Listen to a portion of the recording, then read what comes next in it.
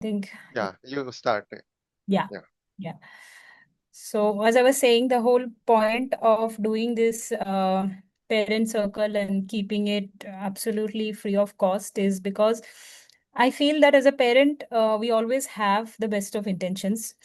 But what happens is that those intentions, they do not always get transformed into the right actions. So and that is okay. We need to be understanding that we are here to learn and we are always learning, and that is okay. But if I can help someone with whatever little I know, I have understood through my journey of parenting and through the courses that I've done and through the journey of building Saha, which is like an early childhood brand, that that would give me a lot of you know fulfillment. So that's it. That is the reason that I do this circle. um, I have a son who is 6 years old, and I started reaching out for parenting materials when I had not yet delivered. But even then, up until the time I actually started looking for schooling options that would address what I was looking for his education, I made all sorts of choices which are really not in alignment. Even after having started reading the psychology, the neuroscience, and all those things, the intentions did not really get transformed into the right action. So I have done certain things which probably I will not do today. And I hope that through these sessions, I'm able to reach the parents who are looking for, uh, as Bhargav said, that he has come across something called absorbent mind, which we are also talking about today very briefly. So, you know, putting the seeds of those concepts into the parent's mind, and then if and when we feel called to, we can start building on that knowledge. So that is the whole purpose. So far we have done quite a few sessions and we have discussed topics like developmental stages. We have discussed something very anthroposophic, which is temperament, in the very beginning. If maybe we can do it later also. We have done discussions on conflict management, that how we can actually how a child perceives conflict and how we can actually help ourselves and them ground down. We have done developmental stages, we have done art, and today we are doing that how do children learn.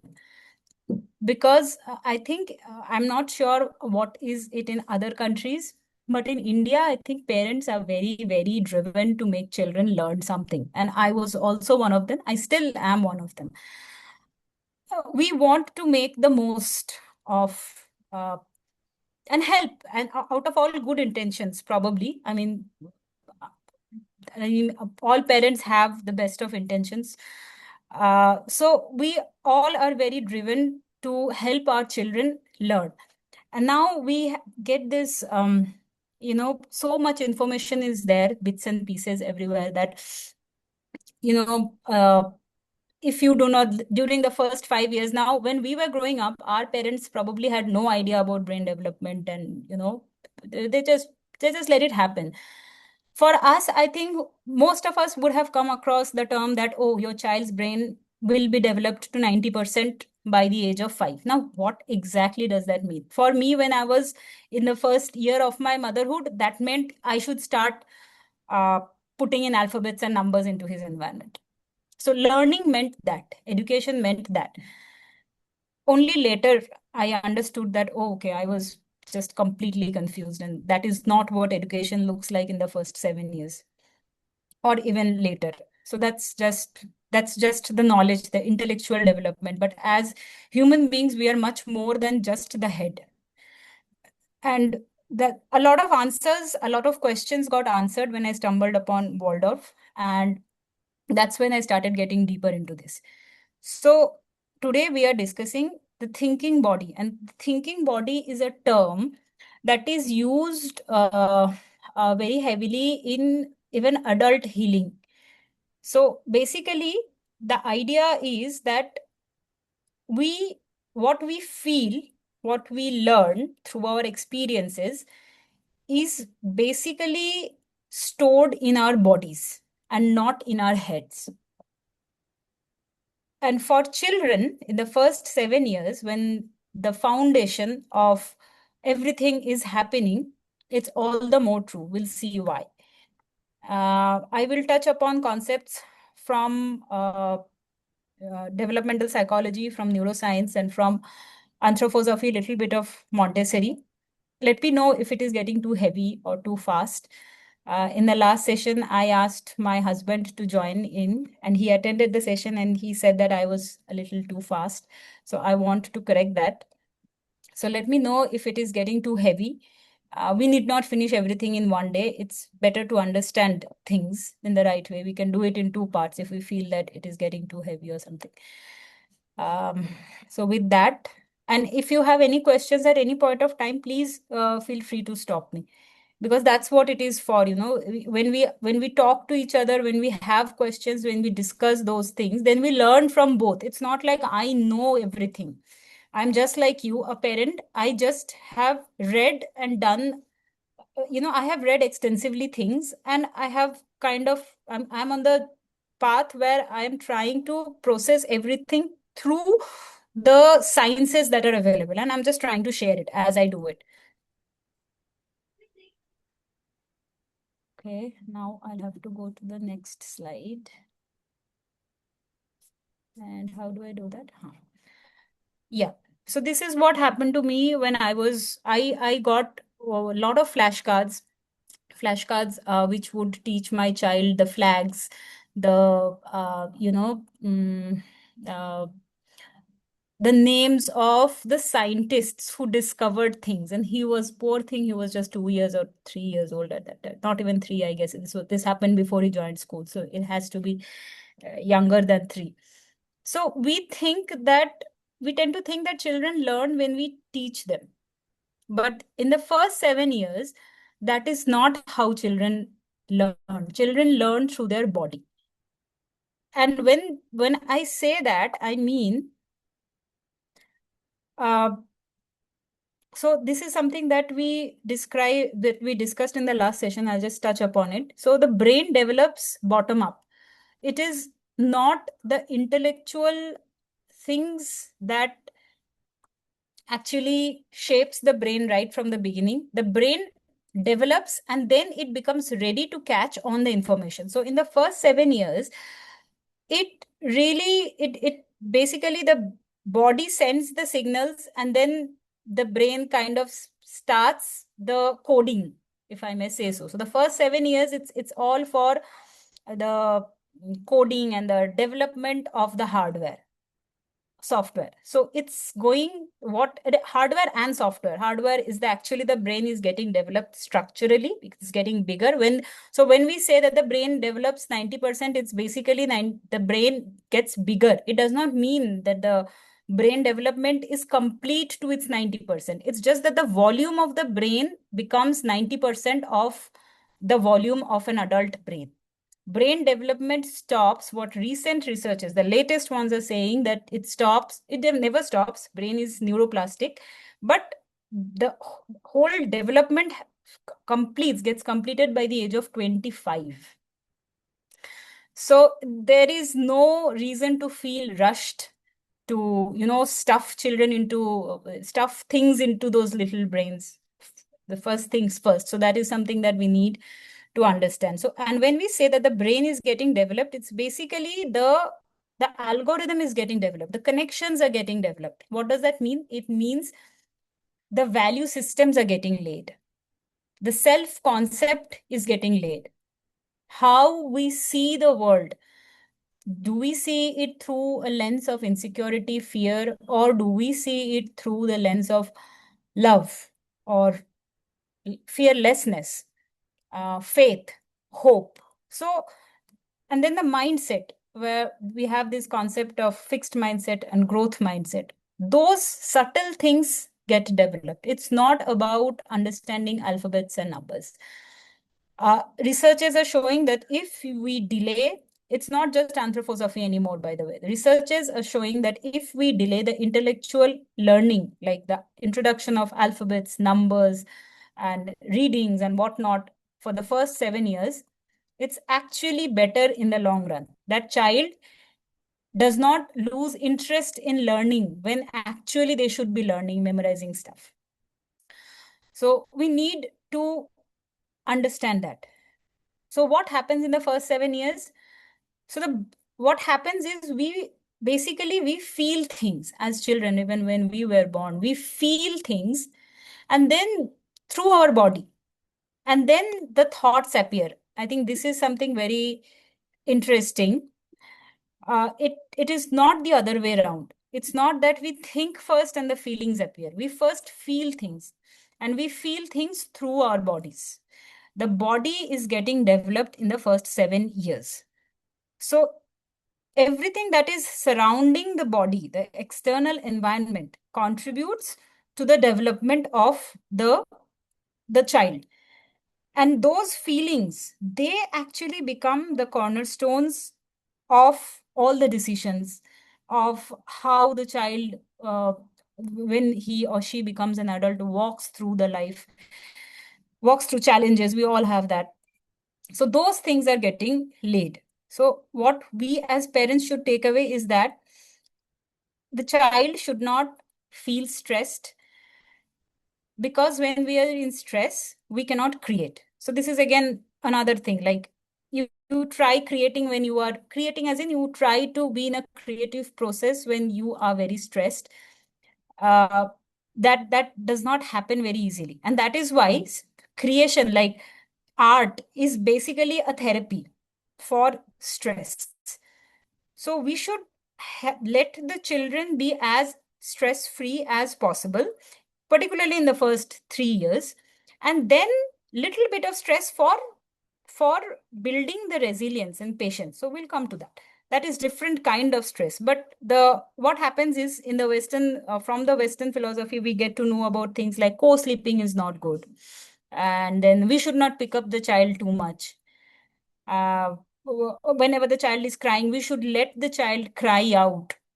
These things are slowly being proved wrong one by one. Like there is a whole theory there.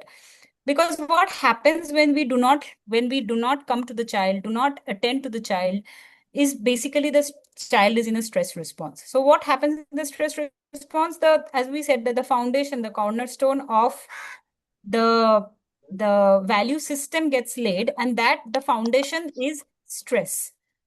So for many of us also, you might have said, Gagandeep, I think you have to put yourself on mute. Yeah, thank you. Yeah. So this is something that we need to understand, that it's the body development that happens in the first 7 years. And anthroposophy says is that we have a certain amount of life energy. And that life energy is expended in the development of the body in the first 7 years. Now, many parents would say that so many children are going to school and they're learning alphabets, they're learning multiplications and everything. What is wrong?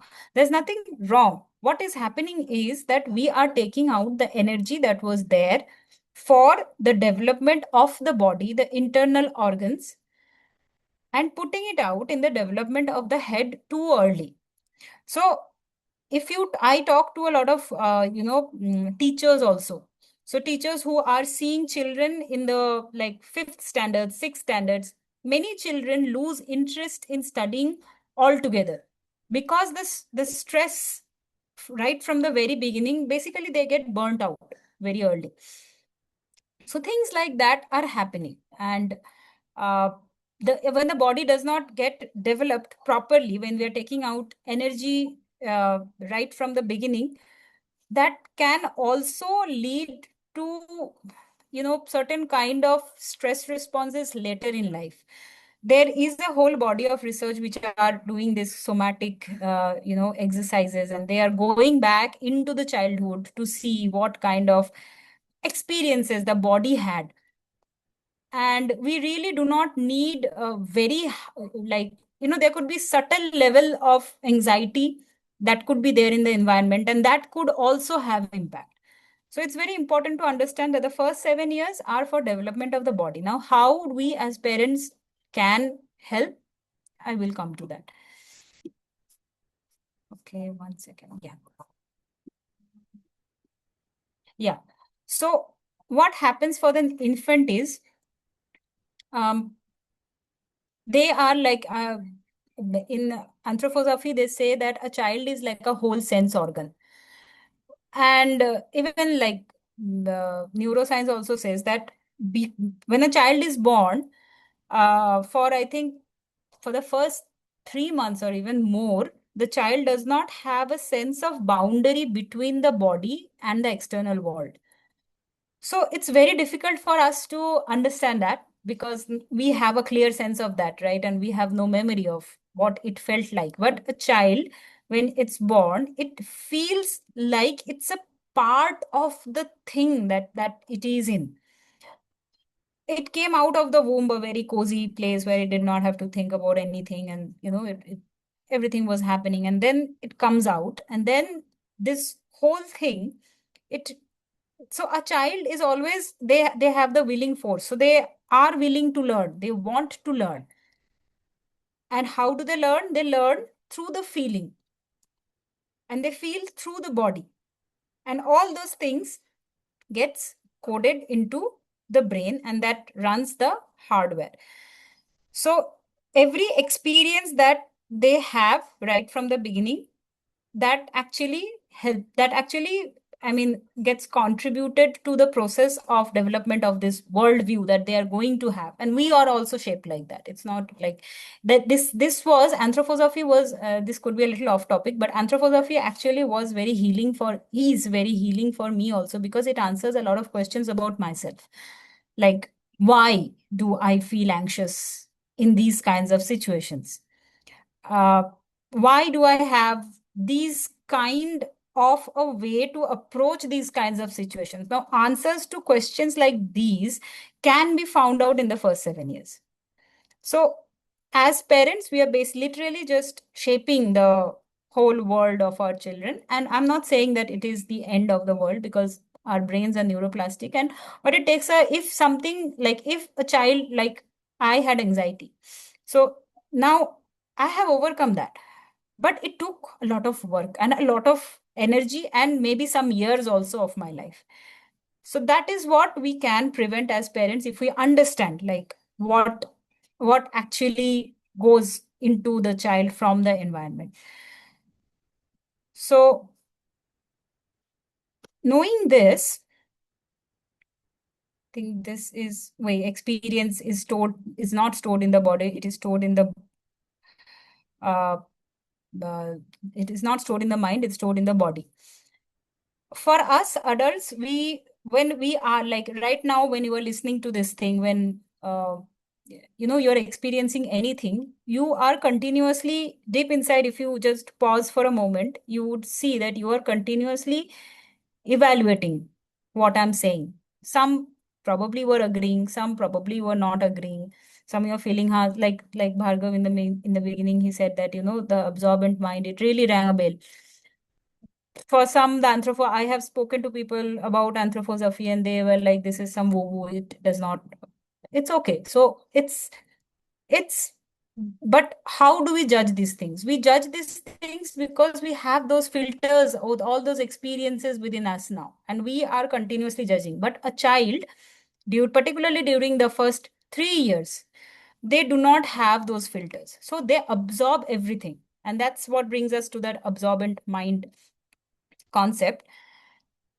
They absorb everything, and what this means is they absorb everything that we are, like the caregiver, the primary caregiver.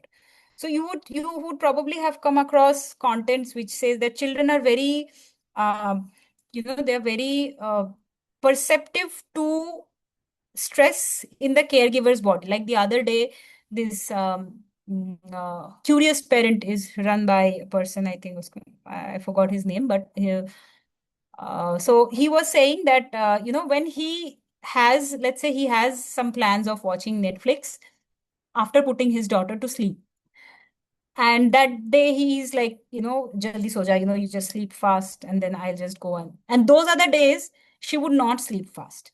Because what happens is that she senses that tension, that stress in the father's body. And it has happened with me also. I was like, okay, this really happens. And I understood it, but him also talking about it, it made so much sense. So children basically they receive the world directly. They do not have any kind of filter. They do not have things that distract them until we put a lot of distraction in the environment. So it is very important to understand that we are the primary curriculum, like the walking, talking people who are around the person, the child, that actually becomes the curriculum through imitation and example. We will come to that. In the first 7 years, the child learns through imitation and example, and not because uh, you know it it decides that okay, I will start imitating these beings who are walking around me. It's because the child, if you see, the child really has no other way but to follow the adults around him or her, because he or she does not know the rules of the game, right? So they are continuously learning from us. Now, sometimes we might wonder, okay, where did he learn this from? How did she learn to talk like this? And if we are able to look, well enough inside inside ourselves, then we would understand it has come somewhere from the environment, from the caregivers, from the teacher. There's some noise here. Yeah. So the child really has no other way but to absorb the mood and the beings of the people around him or her to learn about the world. That's how he or she is preparing to be a functional adult.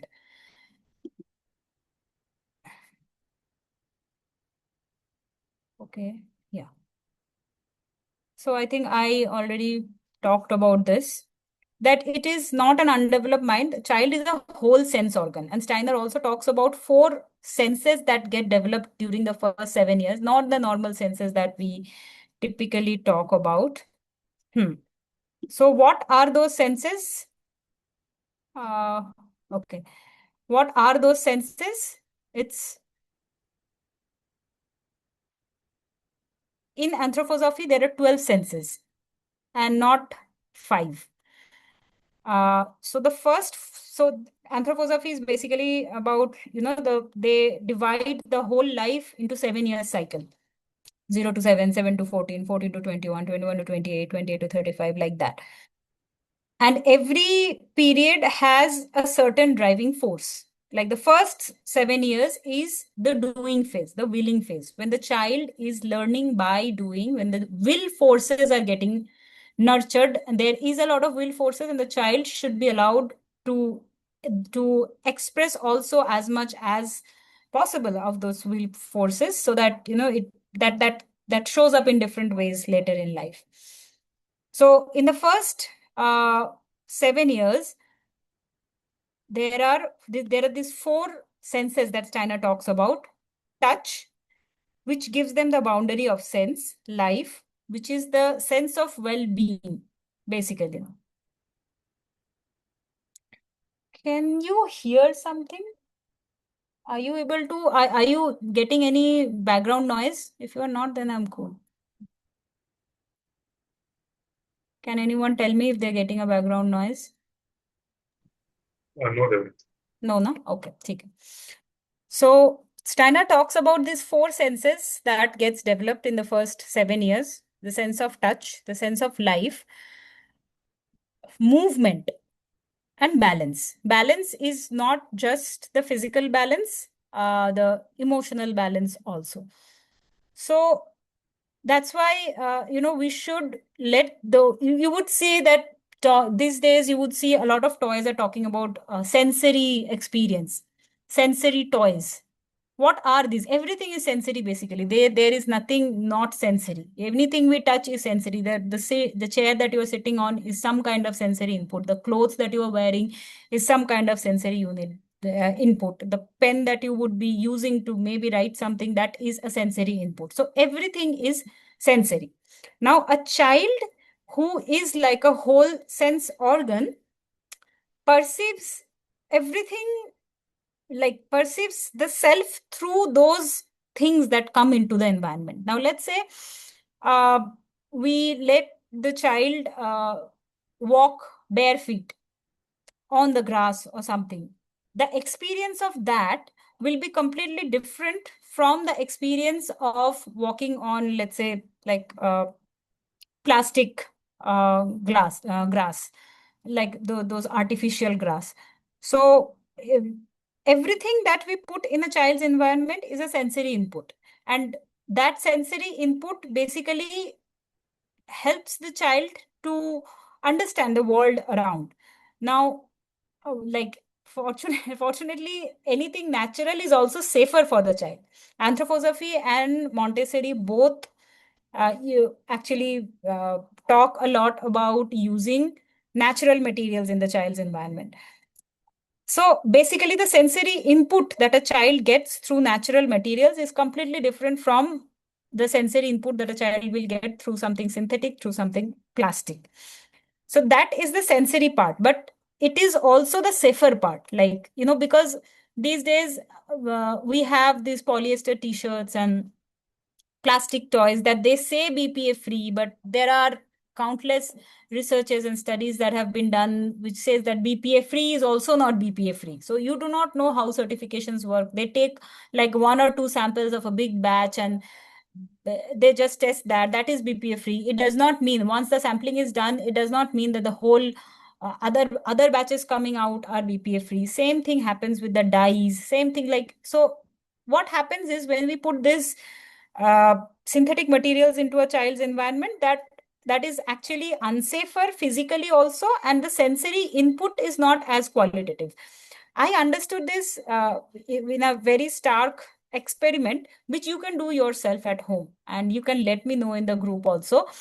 It is like you if you have a garden in your balcony or anywhere, like you have access to some mitti, some soil, you just wet it and you close your hands, close your eyes, and put it in your hand, feel it, wash your hands, and then hold something plastic, let's say a plastic toy or something. You just close your eyes and try to stay with the object for, let's say, 2 to 3 minutes, and you would see the difference.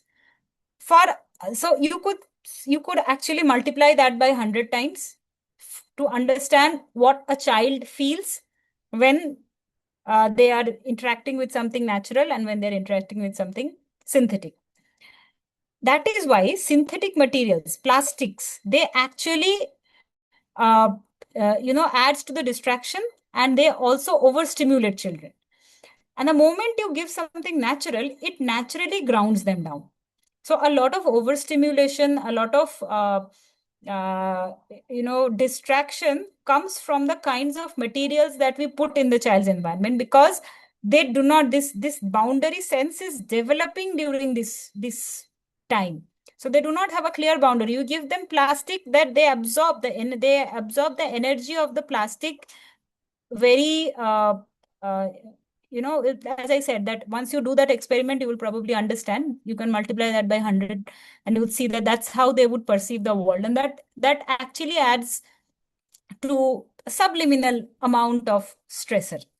Sense of well-being. So sense of well-being is basically understanding one's own inner state, ease or lack of ease. So that is also getting developed. When a child says that, um, you know, maybe I'm feeling hot, right? Or I am not feeling hungry. We as adults, we have different kind of sensitivity to temperature.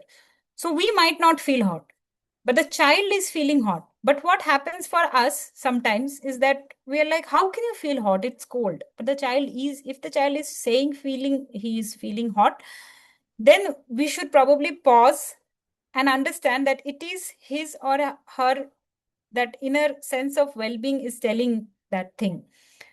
And we should honor that. movement. So movement, again, there are a lot of researches these days that movement is very critical. It is a need. It is not an option. A child should be allowed to move as much as possible, and that's why this whole classroom system that happens in normal schools for 3 to 4 hours, where the child probably has to sit for some duration, for longer duration, that does not that works. The child will sit, but it comes out somewhere else. It has to come out. So movement is a crucial need in the early childhood. And movement, as in not just the big muscles, the small muscles also. So these days you will see a lot of advertisements on fine motor skills, gross motor skills. So everything a child does with the hands is fine motor skills. And trust me, we do not need fancy toys. I'm saying this despite me designing toys for children, that we do not need fancy toys to help them develop their fine motor skills. Simple, if we just give them, like one of the exercises we'll do today, simple, we just give them tasks like, breaking the beans. That's fine motor skills. Uh, Normal running around is gross motor skills. Anything like folding clothes, holding them, uh, maybe trying to tie something. And then there are other modalities to nurture that thing. But it's very important that we help the child. We need to understand that the body is getting developed in the first 7 years. So what should we do when we want to develop our body? We exercise, we go to the gym, right? Or we do yoga, we do some strength training to develop our muscles. So for children, for the development of the body, we should let them engage all their muscles. And children are naturally inclined to do that. You would see the kind of flexibility that children have. So movement is a very critical need. They need to run around. They need to explore natural stuff with their hands, do what they want to do. And that also gives them a sense of well-being and confidence that, I can do this with my hands, with my legs. Sometimes they would just start maybe jumping a little higher, and they would be so excited that, I just did that. I just did that. It might not be a big deal for us, but for them, it's a big confidence booster that I'm able to do this. Balance. So again, it's a like balance comes, there is an element which is called rhythm in anthroposophy. So balance, it's not just the external, like the physical balance. Obviously, after I think 4 or 5, there are certain things, like you should encourage the child to do anything, like when they go out in the play zone and do something, so do some climbing and trying to swing on their own. Those are all things that adds to that balance. In Waldorf schools, they have those balance beams. They're just simple logs laid on some bricks, and children will try to walk on them. So it gives them a sense of, and you would also see that children are normally at this time, if you see that there is a raised surface or something, a child probably will show interest to walk on that, because the body is craving that. And it's very interesting to see how naturally children are inclined to do all these things without us interfering at all. So these are the four senses that gets nurtured in this first 7 years. And what when it gets nurtured, they are learning about themselves, about their capacity, about how far they can do, uh, about what is thirst, what is hunger. So many of us have a problem of not knowing where to stop eat. At which point should we stop eating? So many people, so many times we say, no, we overeat. But why do we overeat? Because, somewhere that sense of satiety does not come in. We do not have an understanding that, okay, at this point I am full. So these are the things that are getting nurtured. So these are all learnings, and these are the things that a child is learning during the first 7 years, not ABCD. Yeah, I think that's something. Myelination is an important neuroscientific concept. So these are the basically the pathways that gets built, and that actually gives rise to the cognitive thinking that we say, the cognitive skills, the structured thinking that comes in after 4 or 5. We will see some sort of in their play also. Their play evolves as they grow. A 2 year old will, a 6 year old will play so much more differently than a 2 year old. What happens? The brain develops. The brain is able to process, see things in a much more complex manner. So this is what is happening. Myelination is one of those processes which is nurtured through repetition. So what happens is, so so as I said, the child is not choosing to copy. The child's nervous system is reaching towards the world, right? And every moment in the caregiver's presence is a moment of absorption. So it is very important that we choose and we become like whosoever is the caregiver has an immense responsibility because the child is absorbing everything. So, so this is what neurons in primate brain. So observation. So sometimes we see that children are not doing anything, and particularly you would see this in the first 4 years, 5 years, 4 years typically, that they're not some when you put them in a new environment and you want them to engage, right? Why are you not playing? Why are you not talking? Why are you not doing this? But observation is how they're learning and observing other children. I still remember getting so frustrated. My child is on the higher side of observation. Actually, he's like he loves to observe still now. And that point of time, it was much more. So what happened was he was probably 2.5. He climbed up this thing, the stairs of the slide, and he went on the top and he sat there and he's not coming down and he's not even listening to me. She's just here and there and here and there. And after 5 minutes, I also started to lose it. I was like, come down. He would not come down. So, what was he doing basically? Now I know that he was getting a bird's eye view of the whole park, right? The children's park. And he was observing all the other children.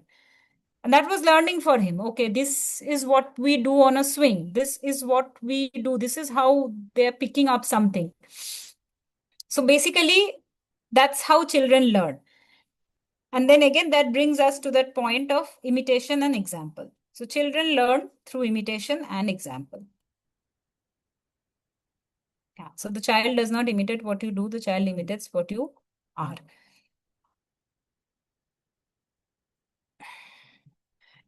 So repetition.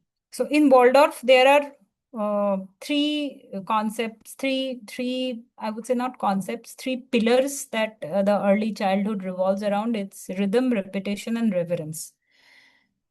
So rhythm is something we had a session on, how to build a rhythm in a child's day. So today we'll briefly talk about repetition. So sometimes we as adults, we feel like why do our children want to do the same thing again and again? So there was a time when my son would only draw rainbows.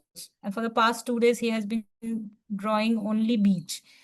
But every time he draws the same thing, something changes, right? So this is the neurological work that is happening, and we should let them. So I think even in Montessori's, Maria Montessori's absorbent mind, she talks about that how a child, normally a child chooses an activity. It is a prepared environment. A child will choose an activity, and the child will be uh, allowed to do that until and unless the child says that I don't want to do this. And that could be things like just peeling, this chana, grinding chana or something like that. That's a very typical Montessori activity. So this is what they repetition again and again, the same thing, and the child does it because he or she wants to, because he or she wants to understand it better. Every time he's doing it, he's observing, okay, this is something that I did not do. Next time when they will do it a little differently. And all those things happen inward. The same story. again and again and again and again. But every time the child hears it, he or she will learn something different. Maybe a new word, maybe a new way of talking. So these, and for us, it can, sometimes we're like, why are you not doing something new? Are you not tired? I have seen so many parents, coming out and saying things like this, not out of any ill intention. It's just because for us adults it does not make sense. Now the first thing that we have to understand is that we are very different from our children. They're different. Their way of being is very different than our ways of beings, and we need not question that all the time. So repetition is something that the learning is deepening, and we should let that happen as much as the child wants to.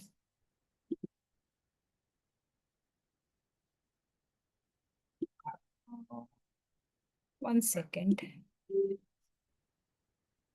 I think some of the things I had made a change in the presentation. Just give me one second. I'll just share a different presentation. There are some of the points which are not there here.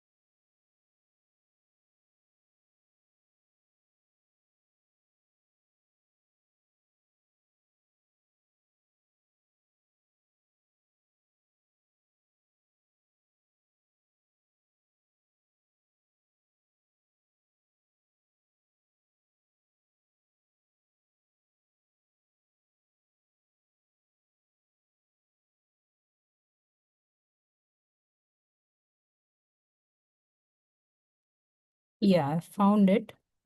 I will just share it.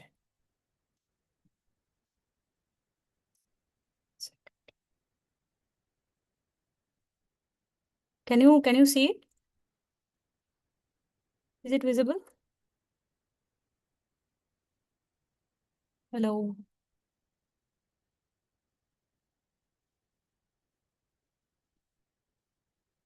Rishikesh, is it visible? There is a message. Okay, okay. Yeah, thank you so much. Okay, just a second.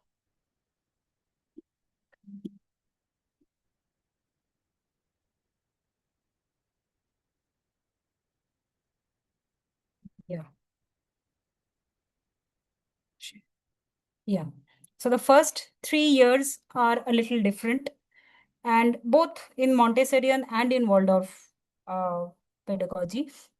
So the first 3 years, Montessori says that, it is unconscious absorption. And then 3 to 6, it's still very direct, still very bodily, but now the child consciously notices things like, oh, okay, when my mother feels stressed, this is how she behaves. When my father is angry, this is what he does. When my friend does not get my toy, this is what he does. And these things, they absorb, they learn, and they will implement. And if you have a school going child in this age, you will know how things come from their friends into your house. Maybe you are thinking that, okay, I am not hitting my child, I'm not doing anything, I do not talk like this. But the child will learn something in the school, they will come and they will start behaving the same way in the house. So that is basically the absorption. So, and when the child grows up a little, like once she starts growing to the school, the absorption happens from everyone. But even then, the caregiver remains the primary one. And if if we are not doing those things that are coming into our homes from other people, then slowly this thing phases out also. Sometimes we might need to tell the child that, this is not what after 5, before 5 these things they don't work. After 5 we can tell them that, this is not how we talk, this is not how we do. But the imitation and example happens across 360-degree. So I think we talked about this. It's the curriculum. Yeah. So this is the zone of proximal development is a theory by Vygotsky, who is a very renowned uh, developmental psychologist. So as parents, I felt that I did a course on, how to interfere rightly in your child's development. The course was named that. And I learned this theory there. So what zone of proximal development says is that when a child, let's say a child is, you have given, let's say, Lego. Lego is a common thing. Everyone knows Lego. So some things the child will be able to do alone very easily. Some things the child can do with some support. And there are some things the child cannot do, right? What the child can do and is enjoying, we should not get into it. We need not, you know, get in the way and say, Ki, okay, you can do this. Let me help you do something else. This happens so many times. We set up, play areas whenever we are exhibiting or popping up. So we put our toys out and we let children play and, experience our toys. And I see so many times parents just jumping in, make a tower, make a train, make a house. That is not what we should be doing. We should let the child, and obviously a pop-up is not a very ideal place for playing because there's a lot of distraction. When a child is playing, play is actually sacred in early childhood. It is everything. So when the child is doing something all by himself or herself, we need not interfere at all. Now they're working with that same thing. A point will come when the child is starting to show signs of frustration. Then when the child asks for help, you can probably delay it a bit. Like, can you try it this way? Child says, no, I don't want to try, and just bursts out. So it's not about giving in immediately. You see that, okay, he or she is probably at the wit's end. And that's when you show, okay, this is how you do it. And then he or she learns that. Then that becomes that zone of proximal development. And like that was there that till the time the child was frustrated, that was the zone of proximal development. Now you interfered. Now the child can interfere as in the right way, after waiting and after seeing that the child really is seeking out help. Now the child will be able to do this alone for some time, and then the child will try to do something more. So that's how we should try and chip in. We should not help our children all the time. We should also not say ki I will not do it for you at all. We should be, as parents, when we are with our children, we are spending extended time, without distraction. We understand what is that tipping point. Because what happens is asking for help, even in real life, you have to understand that during these first 7 years, the child's willpower is getting developed. Asking for help is not a sign of weakness. Asking for help is a sign of courage, and it is a sign that he or she is not giving up, right? So we should by all means honor that ask, because today he is asking for help, maybe just to play with Lego. 20 years later, it could be something else. It could be with the relationship he is in. It could be with, some kind of mental health that he or she might be going, anything. Asking for help is a sign of not giving up. So we should also help them, but we should not help them right away. So this is something very important I understood. And this term, this when we help the children in this zone of proximal development, it is called scaffolding. So basically, we are providing that scaffold to the child to jump onto the next stage. And that is what is our job when a child is doing something with hands. In Waldorf, you won't believe, when they go to the school, they learn so many things to do with hands, lots of handwork and everything. It's a whole instruction free. They would make beautiful there's this God's eye, and they would do one finger knitting, two finger knitting without instruction. They just see the helper or the teacher, and they do it. No child is taught how to do it. And whenever the child is struggling, obviously they come and help. So that's the scaffolding. Obviously, it's not like it's like magic they're seeing and doing. It's not like that. The child struggles, asks for help. probably starts crying or something, because a child might not just say ki I want help. The majority of the time it would be crying. So when if the child is if the child is showing signs like that, it's time to step in and give them the scaffold, and that's very important for us to understand. So all that we learned, it's I can understand that it could be probably a little scattered, little here and there, but we need to understand how can we kind of collate all this and apply to our home environment. So what happens is, as I said, that imitation and example, children learn through imitation and example. So instead of when you know that your child should do something, let's say washing hands, or anything like maybe brushing teeth, or uh, wrapping up things. So instead of telling them, it's again doing it yourselves in their presence. That does not mean, you will see that if you start it very early on, like when your child is probably 1.5, 2 years old, wrapping up is a big problem. Children do not wrap up after playing. That's a complaint that I get all the time. So it's not like you wrap up. It's not that. We start doing it with reverence, with respect, not with resentment. That it's your home, it's you are doing it. And when you do that with the right kind of energy, the child will follow in. And if he or she does not, if he or she is a little older, like now, probably your child is 5 years old and he or she is not having the habit of wrapping things up, then it is okay to gently call them in and involve them. Come, we'll do it together. This is fun. This is also an activity, things like that. So again, imitation and example. Redirecting repetition with variety. We have a lot of variety these days, so many toys children have. Uh, but that actually adds to stimulation, and it's stimulation not for children, for parents also, because more the number of toys, more the management of those toys. So it is okay to let the child repeat, and it's also there is a way to kind of like have limited sets of toys and keep on changing it. Maybe 15 days, every 15 days you change something. Over a time you will see that after 5 years your child will himself or herself will start changing. They will do something for 15 days, then after that they will not do it for, let's say, 1 month, and they'll come back to it after 1 month.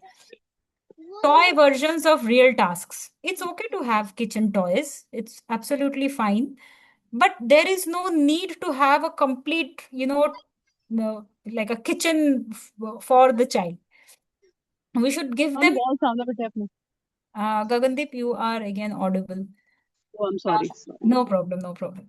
So the real task is basically to involve them in the actual work. So if we are needing dough, we can give them something to, a little bit of atta, a little bit of maida, and let them do. Actual broom could be the size could be smaller. Maybe we can get a smaller broom if it is too big for the child. But trust me, my child was handling the actual broom since he was 2. It was a little difficult, but he did not show any signs of, from an adult's perspective, I felt, oh, okay, this is probably too big for him. He never felt that it was too, because he saw us using that. So he was using it the way, we were using it to the best of his ability. So it's very important that we give them the real tasks. And there is an ongoing study. I think probably I will share it in the group also. There is an ongoing study, like a longitudinal study, which has been done for a long time by the Stanford University, that children who are involved in chores from very early on, they actually do better on overall wellness in life. So it's very interesting how chores can lead to higher grades, better career choices, better partner choices, better life choices.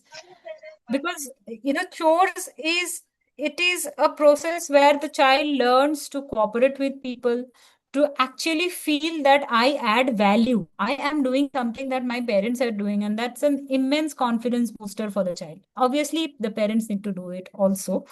I think in some cases the parents might not have the time, but it's okay. Sometime we can take out to do the chores along with our children, just to teach them that this is something, and it is actually helpful.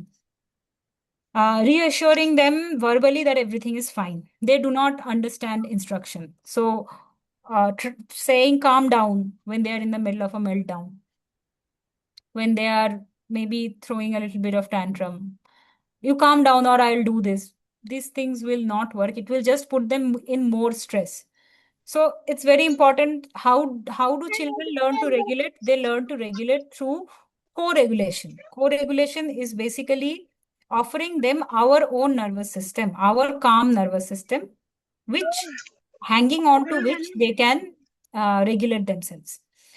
So, and that itself is a work for us, that we need to regulate. We need to learn to regulate our nervous system first. And that's something we discussed in that conflict resolution when we discussed that how do we regulate our own nervous system. There are tools and techniques to do that.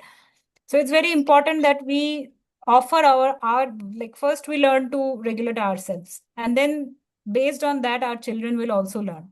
Telling them to calm down does not help. They might shut down, but that will not be helpful in the long term or in the more holistic way. They might shut down, they might stop crying if you threaten them, or if you know, tell them, punish them or something. They will shut down, they will probably stop crying, but it does not help in the long run. Stepping in when something is hard. So that's again that scaffolding thing, that finding that edge when they can almost do and help them.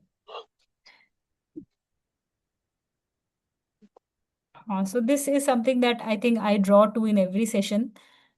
The children basically, they they learn from us.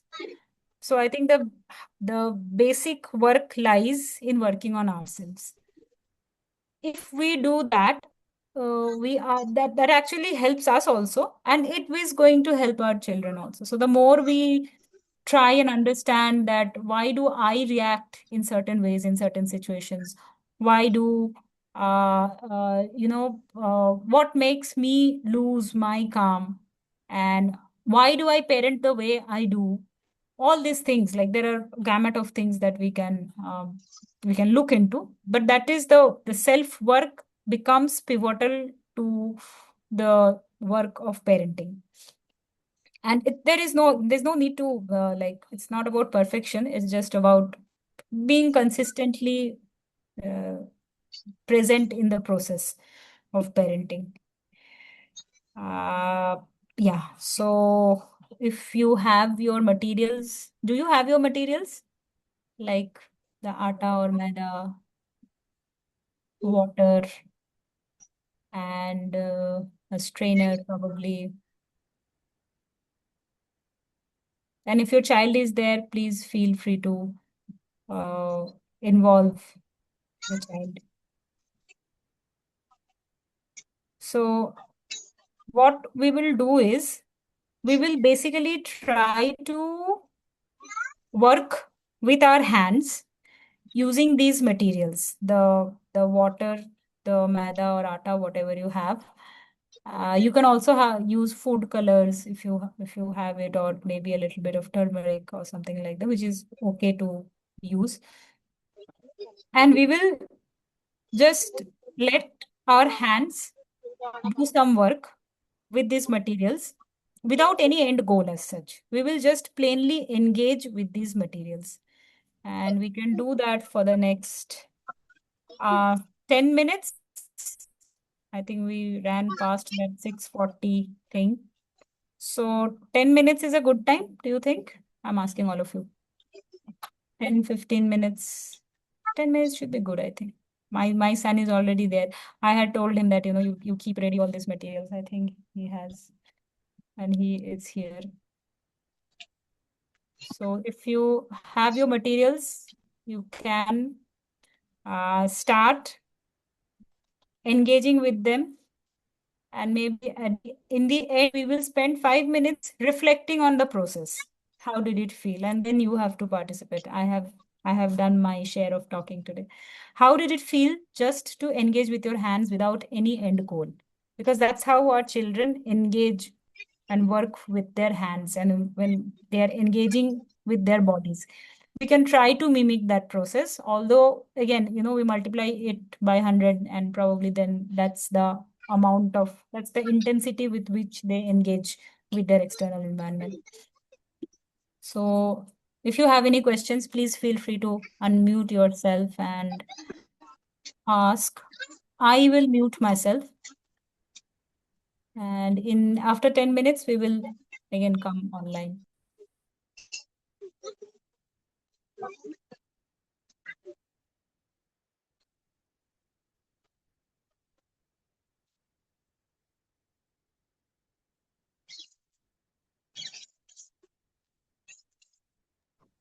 Hi, Devin. This is Bhargav.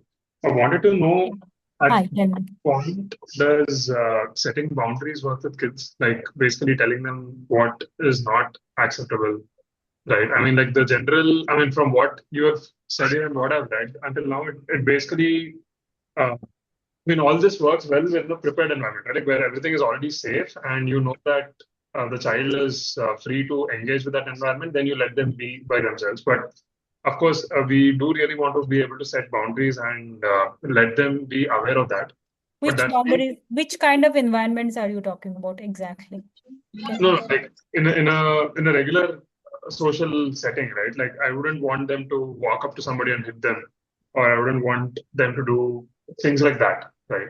Now, if they are alone in a safe space, which is a room or whatever, they are free to do whatever they want to do, and such conditions don't even apply then. But in a social setting, there are definitely things that are, acceptable and not acceptable, and that is something that they need to be made aware of. And my question is, at what point does that really start working? I mean, when should we communicate that, and what is the way to communicate that? Communicating, I think that we have to start communicating right from the first instance. You observe something which is not to be done. So something, there is a guideline. The guideline, as in this could be a rule of thumb. Something which does not hurt the child physically too much, we'll have to let them do it and experience it. But something which you are sure that the child is going to be hurt by that doing that thing. Let's say, um, let's say jumping from a very high place. Typically, they will not do it. That's a very bad example. But let's say running into the road, an open road, right? When you are probably letting go of your hands and running into the road. That is something that cannot be done because that's a safety concern. So that has to be stopped right from the very beginning. Now, if the child, see, sometimes hitting, as you said, uh, in the first uh, 2 years, I would say, it's again, the child is basically testing the boundary. So how far am I allowed to go? My son, he started all of a sudden biting when he was about 1.5 year old. So his teeth were coming and he would start biting. So obviously it hurt us also, and though there was sharp little teeth. So things like that, we will have to start telling you something which hurts us, hurts another person or child, or maybe hurts themselves. We have to start telling no right from the very beginning that this is not acceptable. No, no. So in the beginning, it's just no. And also, one more thing, that see, that's where the imitation and example comes from. When they say no to something, we need to understand that whether we can listen to that. For instance, let's say your child, it happened with me in my actual case that my child was in a social setup, and there was this old gentleman who is a relative, it's a distant relative. Gagandeep, can you please mute yourself? So there was a distant relative who started tickling my child. Okay, and he kept on saying no, no, no, did not listen, right? So this is a very like a very ripe opportunity for you, for me. This was a very ripe opportunity for me to step in and say, please don't do that. He's saying no. So we need to respect the no's that they say, these kinds of no's. Let's say the child does not want to say hi to someone he does not know well. He does not want to share his toys with someone. Before 5, 6 years, you cannot. You cannot expect your child to share anything. But we keep pushing it, taking turns. They don't understand taking turns. So when the child is saying no, we probably it's best to take them out of that situation and respect that no, because they now know that when a no is said, it is respected and it's listened to. And again, it's always like with reverence. In Waldorf, we say with reverence, with respect. The child is a fully grown human being. The kind of tone we use uh, with someone whom we respect is the tone that we should be using with our children. There's gentle parenting, which says kind and firm.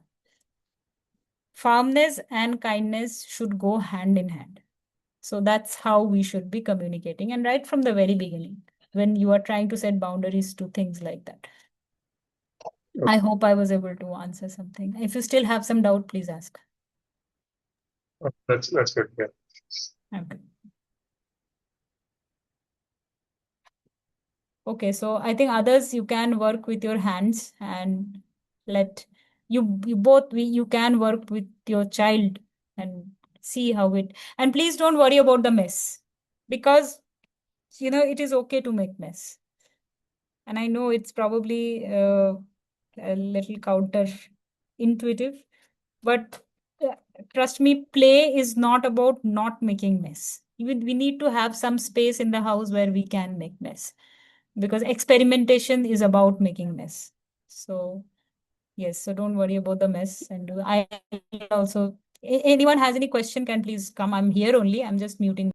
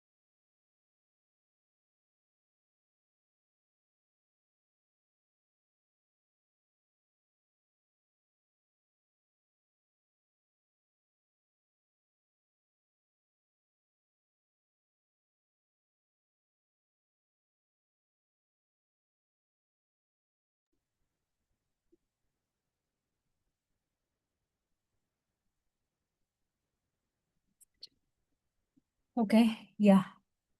Time kind of went really fast. Huh? You want this? I'll just show. Yes. So I made this. I did a lot of things before but finally it came to look like a mushroom. And my son is still working. So yeah. Any of you made something? Would you like to show it?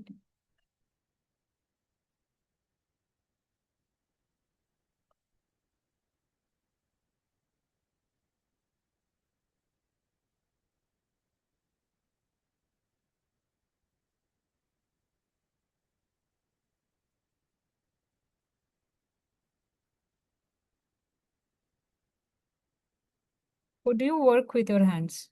Any of you? If not, maybe later. I'm not sure. But if some of you have worked, you can probably share how it felt. Because when we do that, we understand, like, how our children feel when they work with their hands.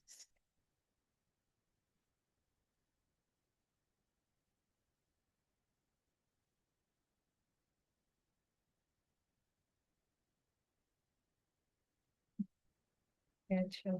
This is what my son did. Yeah.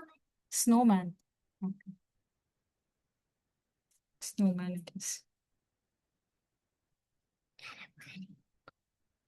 Okay, so I think if you have anything to share later, you may share in the group as well. And if you have any questions, you can ask. The whole point was to do an exercise with hands. If you could not do it today, maybe you can do it sometime during the weekends. And let in the section in the comment in the group know that how does it feel to just work with your hands without uh, any distraction or without uh, having an end goal, because that's how children engage with their external environment. They do not really have a goal in mind that I'm going to make this, particularly the younger ones. So yeah, that was the whole point. Any questions? Anything? If no, we can stop here. Anybody have in homeschooling question also? You can ask. Yeah, please.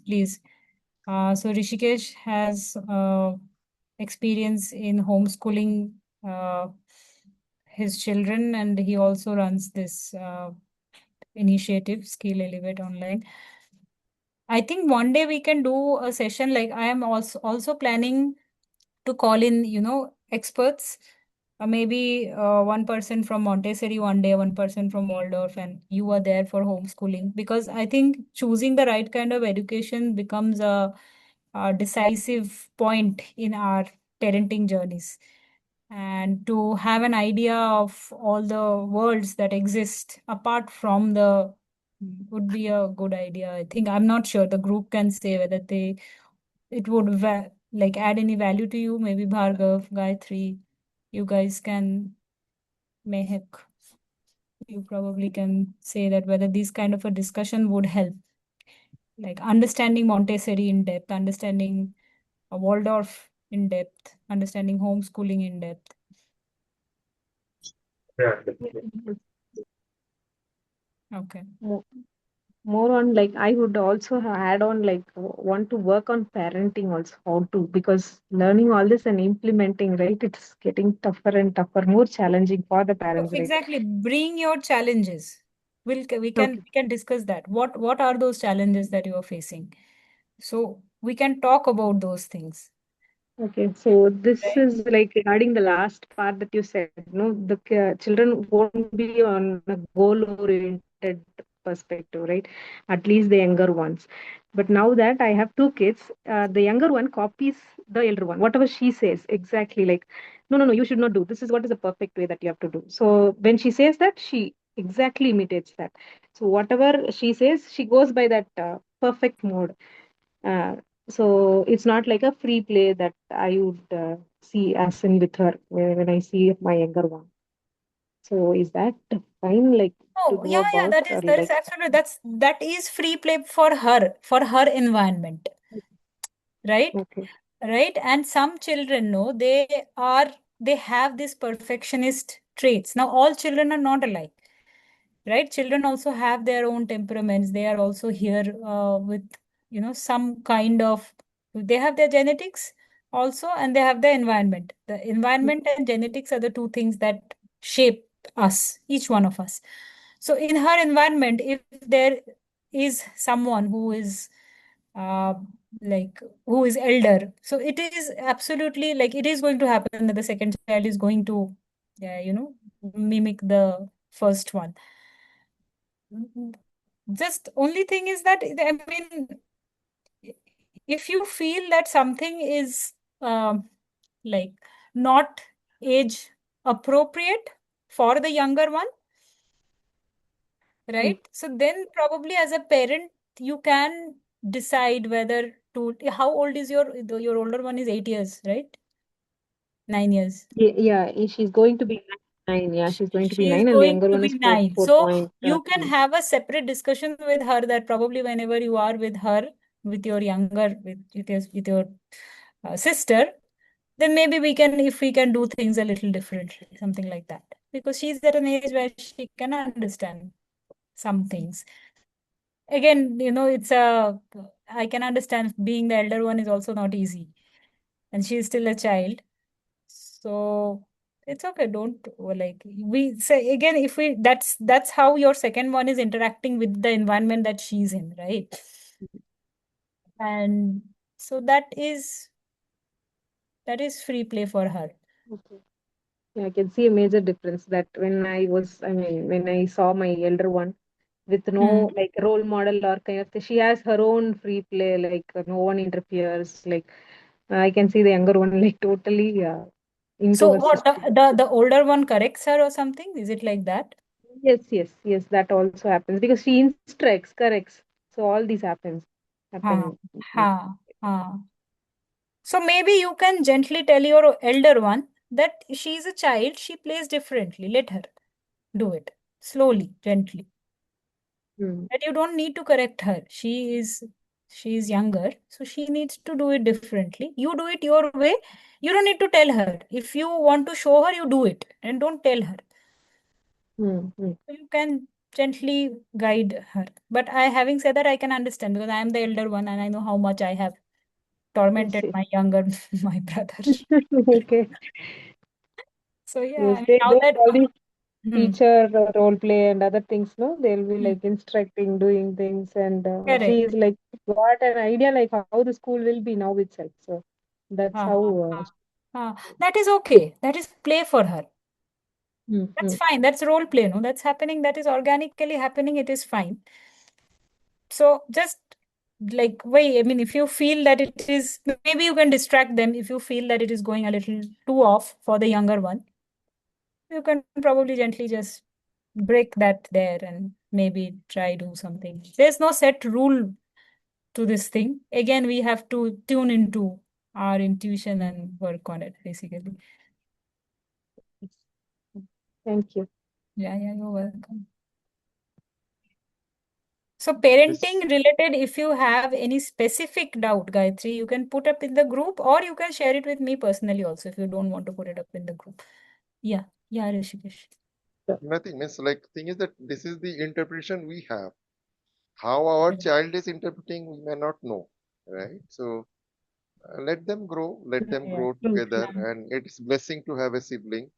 Uh, Right. the more we fight, my two children will be fighting with them, but I know like how it is having a blessing. Yes, it is. It is.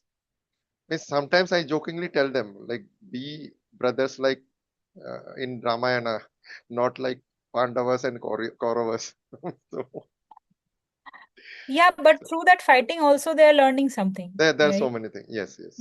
Through that fighting also they're learning something. So it's okay. That is how the environment in the environment is different. Every child's environment is different. And it is okay as long as nobody gets hurt. So it's fine.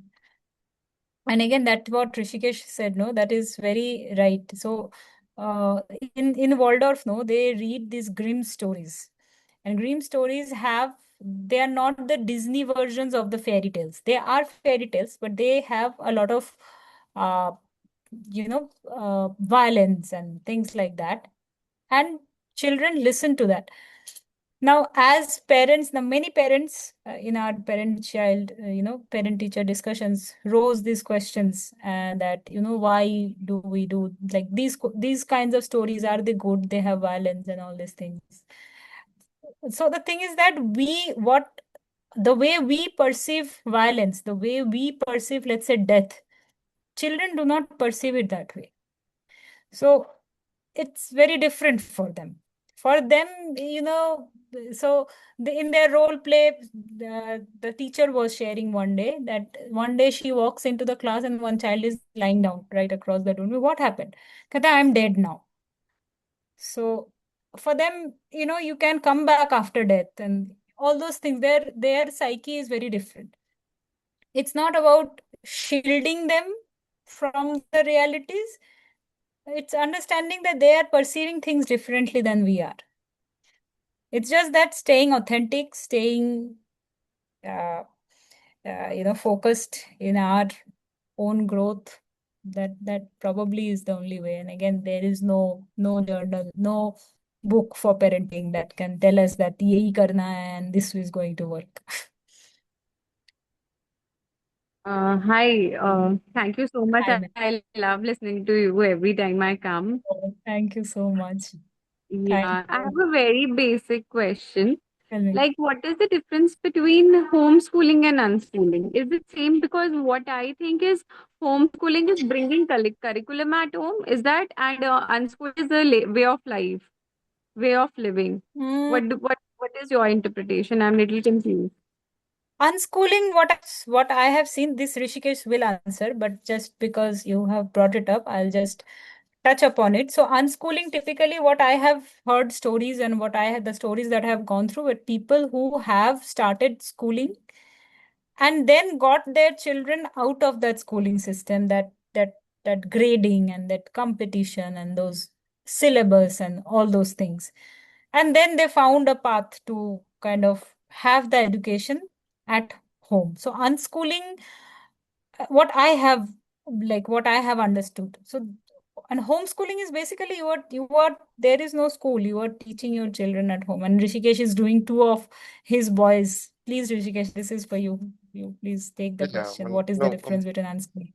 yeah, Mehak, I think came from my group only, and she is there. Acha. So basically, like in my point of view, both are part of lifestyle, like how you want to go ahead about it. Like unschooling, like kind of see, like when we unschooling idea was introduced, it was like they don't like anything uh, like to relate it to school. So one of the relatable example, like in Indian context, I can share with you is Rabindranath Tagore, if you know about his story and all. So he's typically from a very big family and all like that. From childhood, he was with his like servants. Like his mother was so busy, could not look at him, and that kind of opened his window to the outside world. Like he used to sit beside like inside a room where there was a big window, and he used to watch the outside people are coming. And he has written this my boyhood day story in very vividly. So that fired his imagination. Then what happened? He was taken to a school, and school, this imaginative boy was often beaten and all kind of reprimanded, and he never liked this school. So what he created something called Shantiniketan. So I consider that is India's one of the first alternative school, and still today, like they don't have Awesome. any rooms and all like that. So that's what kind of things like that. Now coming to homeschooling and unschooling, like uh, Ravindranath chose to do something on his own, you know, like he wrote poetry and all. So in unschooling also, it is the child decides what they are. Like if child decides Correct. to play video game, and you will see like if you are in our communities and all, Urmila Samsung, like who is from Pune, who actually shares how her child like kind of played video game for 4 years continuously. Now then he decided that he want to learn physics. Now this boy is in the Reed College, London. Like it is one of the big success stories in our homeschooling community. So like that they say, so this unschooling, being an unschooling parent, you will not interfere with child what they're saying. If they say like today I want to sleep for whole day, you should be okay with it. So which might be seems very difficult, no? Like some to, but in India, this kind of examples are not rare. Especially like you look at everywhere, like you can say in that way, Ramanujan may be an unschooler.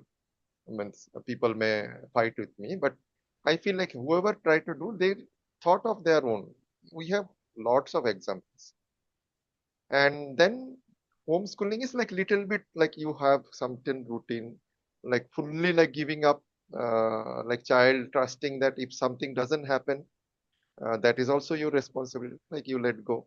So in homeschooling, we try to introduce certain routines. You have different curriculums and all like that. You want to do with Montessori, you can do. I personally did our homeschooling journey because we follow Isha, and that's how suited. Like we have chose a theme called health. Means our main interest was like our children health should be better, and that's how we have done it. So you can choose anyway. There are a lot of methods are there. So I can generally take parents through a 3 months trial of different homeschooling methods. There are many like Charlotte Masons. There are like Waldorf. Why I did like with that Waldorf is because also there. Yes. it's like very wonderful curriculum, and somewhere I could not do it. Doesn't mean that this is not good. So that's why I introduce people to look into that. And it is not necessary that you need to like kind of homeschooling is home mein rakh ke karna hai, aisa nahi. Like you have to like choose if you feel that this alternative school is better for you, that also you can do. So homeschooling is like where you still have certain structures. It can be inspired from school, it can be inspired from your culture. In fact, like initially when I started my homeschooling, like as a SkillelevateOnline, I had students who are from Christianity and Muslim. And where I came to know, they also do homeschooling, and which is like a religious homeschooling for ages. So that also was a new learning for me, and it was quite good. Means like whatever we have discussed right now, they have also discussed the same things. So what I understood as a parent, we all have a similar problem at different ages. It doesn't matter like where we are do, what is our beliefs are. And most problems are with us only. Our children are bindas. Instead Yeah, of like, absolutely. Absolutely. instead of we are having the meeting, if our children would have had a meeting, it would have gone very different way. Like I have like kind of for my students, I had attended a Harry Potter's birthday, like 31st July. So and in that 6 or 7 girls joined, and they had absolute blush, and they kind of brought forth some aspect even I didn't thought is possible. Full blown discussion, and that there I was only the spectator, and these guys are meeting like for the first time. Right on, they are all on. Like here, maybe you are patiently listening to us, but they are everybody's talking.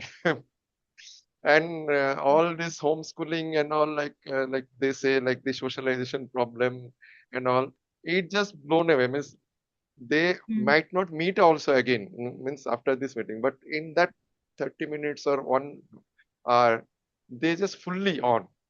So that's why like I feel it is very fascinating world, and it is not necessary that you need to follow the way only the homeschooling is there. You can absolutely create your own thing. But thing is that there are a lot to learn. There have been many people It have done can become a little overwhelming without any uh, structure, I feel like you without have any to. structure. Yeah, Huh. just So like that's why what I people said, no, look for like structure. uh, Mm. if you see like a video game खेल रहा है, then mobile, like it is not that I'm saying that our children are not responsible, but there are tools now which are meant, people are like highly intelligent people in the world, like kind of training those tools to capture our attention, which might not be very good, especially for young Exactly. children. And I think that Uh, is why calls for these kinds of gatherings and circles. पता है? Yes. क्योंकि when our parents, when we were raised, we were not raised in the age of AI, because AI is really like it is something that we should not be scared of, but we should not lose our ground. And I think sessions like this, discussions like this can help us stay grounded and understand, what actually is required. Because now you will see all of a sudden influential people will start talking about AI in education. Okay.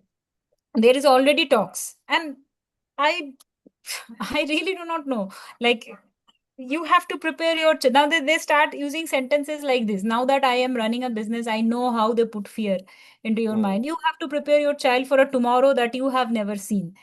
So Right. parents would be like, okay, now should my child start learning AI? Should they start learning? Then, and then out of that, there someone will make money and go home. But the children will suffer. So that's why we need to understand what actually is like, what is the task of parenting and what is a human existence all about. It's a very different world. It is a different world, but once we understand the foundations, I think it's very easy for us to stay grounded. So thank you all for joining.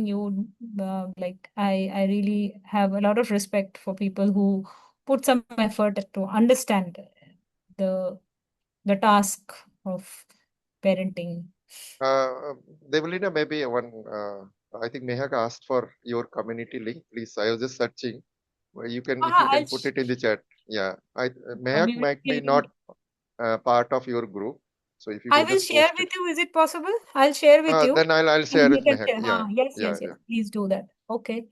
And So, Mehak, thank you very much. Mehak, yeah. I got introduced, like she got into my group because she was coming to Arohi, but it didn't happen somehow. Okay. And she is very, like, kind of very active and Okay. Nice. so, Nice. Let's stay connected. Thank you all for joining. Yeah, thank you so much. Yeah, thank you. And I think anytime you like, I would like to have more discussions in the group and all, it solves it. It just, once someone starts, then other people also can understand. So anytime you have any queries or anything you learn new, please do share in the group, that something related to parenting, something related to early childhood, something that could be useful for other parents. Please feel free to share in the group. And that's all from my side.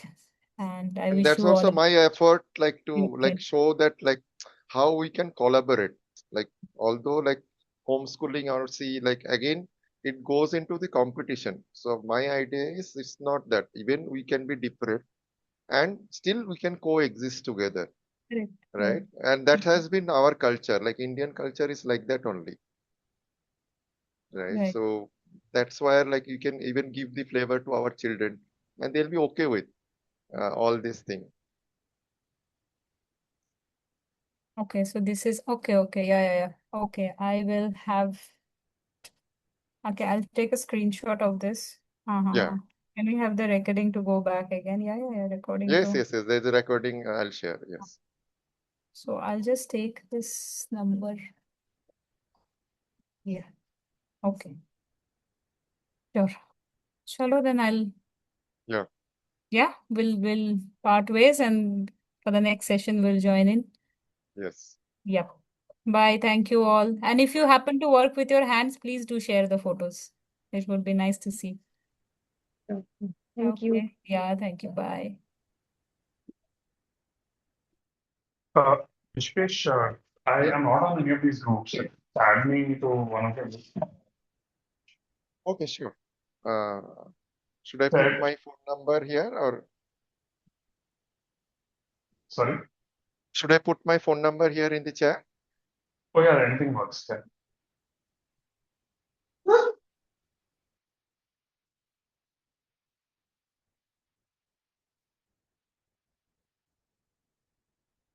Thank you very much for your time. Thanks, Vijay.